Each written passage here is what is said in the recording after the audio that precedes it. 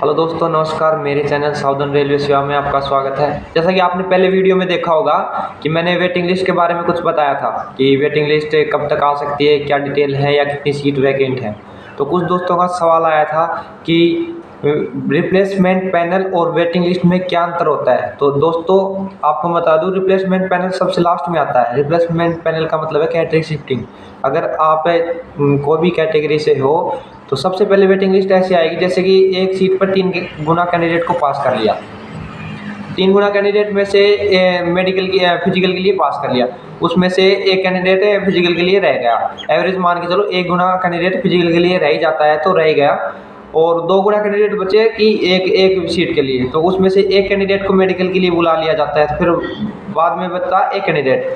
तो हर कैटेगरी का एक ऐसा हिसाब है कि हर कैटेगरी में एक कैंडिडेट, दो कैंडिडेट बच जाते हैं, क्योंकि किसी में फिजिकल ज़्यादा हो जाता है, किसी में फिजिकल कम हो जाता है। तो सबसे पहले फिर उसमें क्या होता है, फिजिकल की कैंडिडेट में से सबसे पहले ऊपर की जो कट ऑफ है वो अलग से कट ऑफ आती है, उसको मेडिकल के लिए बुला लेते हैं। फिर मेडिकल के लिए बुलाते हैं, मेडिकल के लिए मान के चलो 500 कैंडिडेट बुलाए, उसमें से 100 कैंडिडेट ऐसे हैं जो मेडिकल में फेल हो जाते हैं या उनको कोई परेशानी या री मेडिकल चलता है, तो उसमें 400 कैंडिडेट हो गए।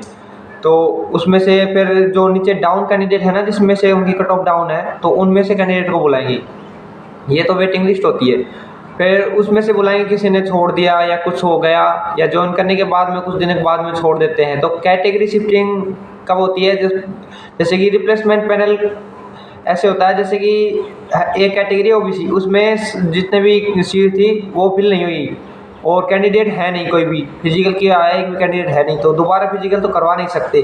तो ऐसे करेंगे जैसे कि side category EWS, SC, ST या फिर जनरल, इनसे कोई कैंडिडेट उठाएंगे जिन्होंने फिजिकल किया और वो ओबीसी की कट ऑफ पार कर रहा हो, ओबीसी कट ऑफ डाउन कर देंगे कि शुरुआत में जनरल का रिप्लेसमेंट पैनल होगा, फिर ओबीसी का, ईडब्ल्यूएस, एससी, एसटी का।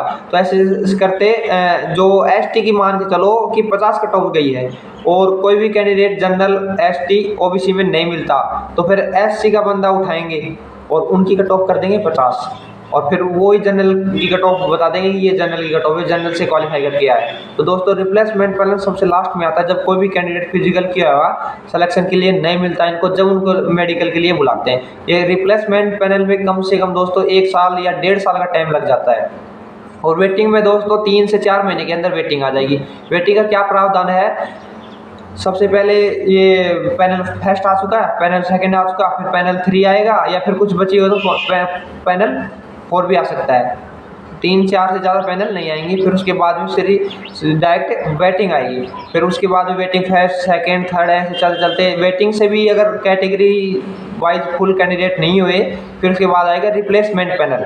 अगर रिप्लेसमेंट पैनल से कुछ नहीं हुआ तो फिर उसके बाद दोस्तों न्यू वैकेंसी में ऐड कर दिया जाएगा, क्योंकि उनको फिजिकल में कोई बंदा ऐसा नहीं मिला जिसने फिजिकल किया और कोई बंदा मिल नहीं रहा, तो उसके बाद में वैकेंसी का कोई है ये तो है नहीं कि 500 या 1000 कैंडिडेट के लिए दोबारा फिजिकल करवाया जाएगा। फिजिकल तो करवाया नहीं जाएगा। जितने भी कैंडिडेट हैं, जिसने कोई जोन है उसमें जितने भी कैंडिडेट हैं फिजिकल किया हुआ है, तो उनमें से किसी को उठाएंगे। अगर वे नहीं मिल रहे, अगर सभी कंप्लीट हो चुके, तो फिर बाद में उन वैकेंसी को वैकेंट में कर दिया जाएगा कि अगली नेक्स्ट भर्ती में उनको फिल किया जाएगा। तो दोस्तों ऐसी जानकारी के लिए हमारे चैनल को लाइक करें, शेयर करें एंड सब्सक्राइब करें।